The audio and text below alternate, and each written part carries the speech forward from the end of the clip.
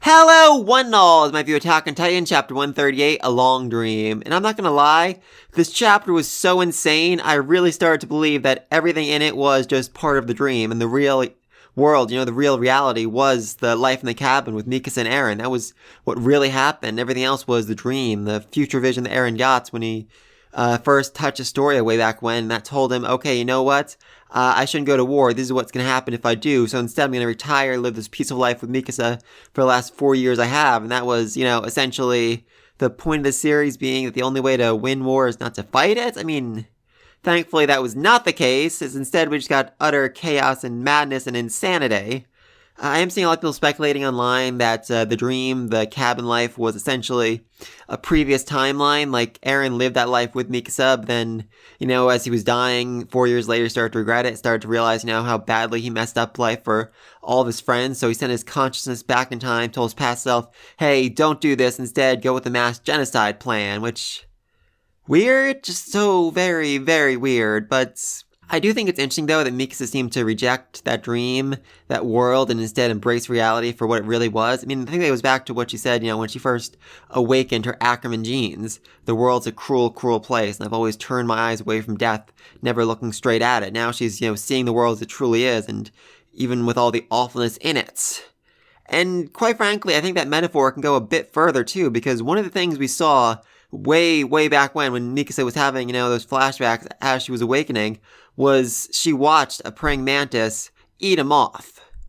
And that seems to almost be what's happening here. I mean, let's not forget, when a female praying mantis mates, she, cuts off her lover's head and then eats it. And Mikasa just, cut off Eren's head, which, yeah, that's interesting. I mean, of course she's not going to eat it, but, I mean, is she symbolically eating it? Because that's definitely an important detail, and this chapter confirmed, the Ackermans are essentially Titan shifters in human form, Titan shifters who don't shift, essentially. They are already Titans, so they can't be transformed into Titans, but that does also mean, it is theoretically possible for them to inherit the powers of the Titan shifters, and since Mikasa, is having full physical contact with Eren as he's dying here, she could get the powers next. She could inherit the powers of the Attack Titan, the Warhammer Titan, and the Founder Titan, all right now, right here, and become, the next Titan shifter, the next Eren, essentially. And is that the reason why Ymir is smiling? I don't know. Is there something that only an Ackerman with those Titan abilities can do? Destroying the source, rewriting memories, finding a way to cut off the Eldians' connections to the source, and essentially bringing an end to the Age of Titans? Because I definitely think that's gonna happen, one way or another. Whether or not Mikasa does it, the Age of Titans is gonna end probably next chapter, the final chapter. So yeah, next chapter is probably gonna end. I mean, I saw some people online, crying and wailing about how Jean and Connie, and to a much, much lesser extent Gabby, have been turned to Titans. They're essentially dead now.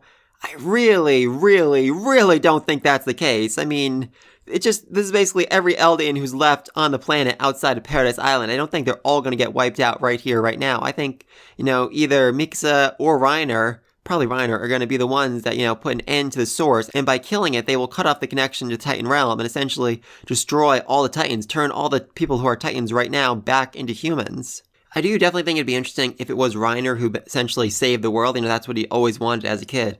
I want to save the world. I want to be a legendary hero, a warrior, and that make my family proud. He finally gets that. He finally gets that honor, that prestige. Essentially goes around the world as a global trip telling people about how good the Eldians were, how he fought with the Eldians, the Marleyans together to save the world, essentially being, a propaganda piece to try and create peace. And while everyone is praising him and worshiping him and talking about how great he is, he's forced to acknowledge that all he is a failure who failed again and again and again, who was responsible for so much death, so much killing, so much loss and suffering, and just have to deal with the people praising him, even knowing he doesn't deserve it. That'll be, his punishment. That'll be his retribution. A lot of people are saying this is a Code Geass ending. That's fairly accurate, I think, not only with Eren essentially being, Lelouch, who sacrifices himself to make the whole world hate him so that they'd focus their hatred on him and on no one else, but also on Reiner, who essentially becomes, the hero who saves the world while at the same time knowing he's responsible for killing his own friends. That'd be such an amazing ending, and I think it would really fit well here. And then the rest of the chapter, we see the baby again, the one whose mother was thrown off the cliff. It survived! Yay! And, I said back then it was a symbol of hope, a symbol of a goodness in humanity. And that definitely does seem to be the case here, because we also see, people helping those who have fallen get back up off the cliff, them helping one another. Yes, they were pushing each other off the cliff just a few minutes ago, but there is still goodness in them. They still want to protect and help one another as the giant colossal titans start collapsing behind them.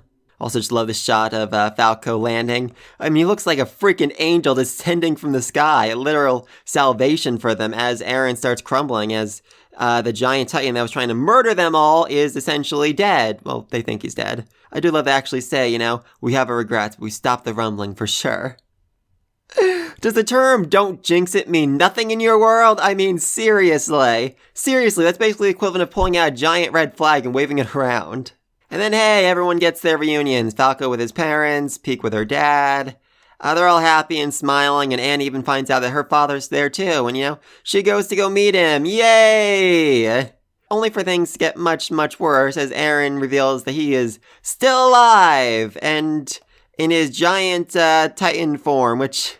Oh god, this thing is terrifying. Seriously, he's... a giant Colossal Titan, the equivalent of the Colossal Titan. So we finally get Colossal Titan versus Colossal Titan fight. Seriously, remember the last time Eren fought the Colossal Titan? He didn't even go up to its knee. He literally was kicked out of the way by it. Now he's literally at the same height as it. It is such a great fight, and I cannot wait to see this animated. Anyway, then Annie reunites with her father. Yay! Except we start seeing this smoke spreading across the whole field, and people suddenly realize, wait a minute... Titan smoke. Where have I seen that before? Where have I seen that before? Oh yeah, Ragako Village. Oh no! Yeah! This is literally the exact same thing that happened at Connie's village. The Source Titan is going to turn all of the Eldians on the platform into Titans to guard it, to essentially raise an army for it to fight. And I love how just shocked Peak is. She's like, what are you talking about? I'm fairly certain she was there when they did that, wasn't she? Wasn't she there when, they destroyed Connie's village when they tested the gas on his village? I'm pretty sure she was. Oh, if I am right, if I'm thinking about that correctly, then this is some great karma. She has to essentially watch as her own father gets turned to Titan through the exact same method that she turned Connie's mother and his whole family, his whole village into Titans. Oh, I love that. And then they're just kind of, flying away as best they can while the others are staying behind, all just kind of like left shocked, like, huh, I guess this is how we die. Yep, I guess it is. Not trying to run away or anything. I mean, I'm guessing my best explanation of this is that they've already breathed in enough of the Titan gas where they know that one way or another they're going to transform, but why is it Falco that transforms them? Yeah, that confuses everybody. I mean, some people are saying, no, that wasn't him. He didn't actually transform them. That was just him screaming out in pain. Others saying he did it, but it was an accident. I mean, that seems to be the trigger. So is the Source controlling him? Did the Source make him scream like that? I don't know. I mean, I can get why he's so upset. He's basically leaving Gabby behind to die after he did the whole promise of, I'm going to protect her no matter what. So weird. Very, very weird. And then, just as Annie's about to embrace her father again, he gets turned to a Titan. I do think it's interesting, though, that even with the Source doing this, even with the Source of all Titans trying to create an army, he seems unable to turn the Marleyans into Titans. Which is weird, isn't it? I mean, he made Titans. He created the original one, so he should be able to turn anyone into Titans, but he can only affect the Eldians. Why is that? Is it just, when he first merged with Ymir, he made, like, a connection to her, and therefore he can only, Titanize people who share her bloodline? I don't know about that. I think it's definitely interesting if, the general here and all the other Marleyans experience what it was like to turn into a Titan. Oh, that'd be hilarious. That'd be absolutely hilarious. Also, it would kind of remove that stigma that only Eldians could turn into these giant monsters. No, it's like, no, it can happen to literally anyone. It was just the Eldians because, they were the first. We had it happen to us too, so yeah, let's be a little less racist to them. Thankfully, though, it doesn't seem like any of the Marleyans were actually eaten by the Titans, because they immediately made a beeline for the Source, trying to protect it, try and defend it, which led to Reiner getting his butt kicked by his own mama. Oh, poor Reiner, you've been through so much in this series. You really deserve just to die and rest in peace. You really deserve it at this point. Anyway, then we get the big smackdown, Colossal Titan versus Colossal Titan, which... Oh, I really can't wait to see that in the anime. Like I said, really can't wait for that. The question is, though, how exactly are they gonna kill the source? I mean, I said before, I think Mikasa, with the power of the Titans at her side, could possibly find a way to do it, but I don't know. I mean, Reiner, I think, will be the one, he'll end up saving the world. They've each played a role here. Mikasa actually killed Eren. Jean blew off Eren's head. Armin, did the massive explosion to take out Eren's old Colossal Titan body. Now he's holding back his current Colossal Titan body. So it really does feel like this needs to be Reiner's role, killing the source somehow, some way. I mean, he still has a bunch of arrows in his back. He might just grab out some of those and start, stabbing them into the thing until it finally dies. I mean, seriously, this thing survived a nuclear blast. How exactly are you going to freaking kill it?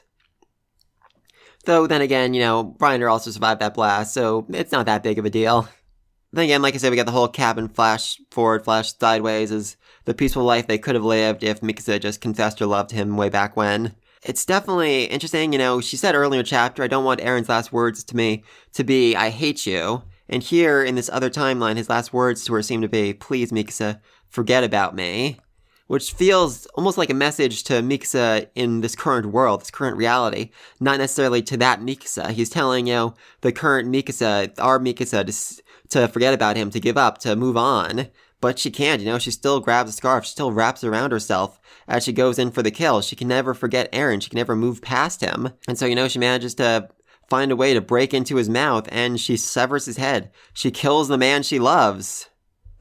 And then she kisses him, which, again, super weird, especially with just, Ymir in the background smiling like, yeah, go get it, girl. Super, super weird, but like I said, it does seem to be what Ymir always wanted. One way or another, this is the ending she needed to happen in order to get her something, in order to get whatever it is she wanted out of all of this. As for what that might be, I'm guessing freedom. She's been bound to the source for decades, centuries, forced to do the bidding of the royal family, forced to do what they said. And now, with Eren dead, with the source probably going to be killed, she's finally going to be free. Which, like I said, might bring an end to the Age of Titans. So she doesn't have to, keep making Titans again and again and again in the Titan realm. Seriously, she had to build all these colossal Titans. That must have taken literally millions of years. She is tired. She also deserves a chance to die. Just let everyone die and rest in peace in this series, for the love of God.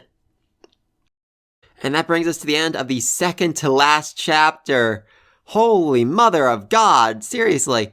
One chapter left to finish up all this, to end this story somehow. I mean, I assume this chapter would be the conclusion. Next one would just be, an epilogue, essentially, saying, okay, this is what happened afterwards. The Marleyans, Eldians made peace. Historia had her kid. It was Eren's, or it was Jean's, or it was someone else's, this or that. No, it seems like there's still a lot more story that needs to happen next chapter, and we won't actually get like a full epilogue. It'll just say, okay, we're going to try and make peace. We're going to try and do this moving forward, but there's no guarantees. There's no promises. It does feel like we're going to have to go back to that theme of freedom that Eren was fighting about for all this time. We still need to figure out exactly what Eren's motives were. What was his motivation? I mean, like I said before, this does feel like it's going to be a Code Yes ending. He is a Lelouch, making the whole world hate and fear him so that they don't hate the Eldians anymore, because the Eldians, saved the day. They were the heroes, essentially, who fought against him, who saved the world. No idea, but let me know all down below. What do you think of Mikasa cutting off Eren's head and then making out with him? Why do you think Ymir is smiling? That's really freaking creepy. And do you think Reiner is going to go down history as the hero who saved the world? Forced to never die until, he can basically make peace between the Eldians and Marleyans? Forced to live with the praise as he knows he's responsible for all of the death and destruction? Oh, I'm excited to see it. I'm very excited to see how this all wraps up. But yeah, let me know all down below. Be sure to like, subscribe to this video. And until then, peace!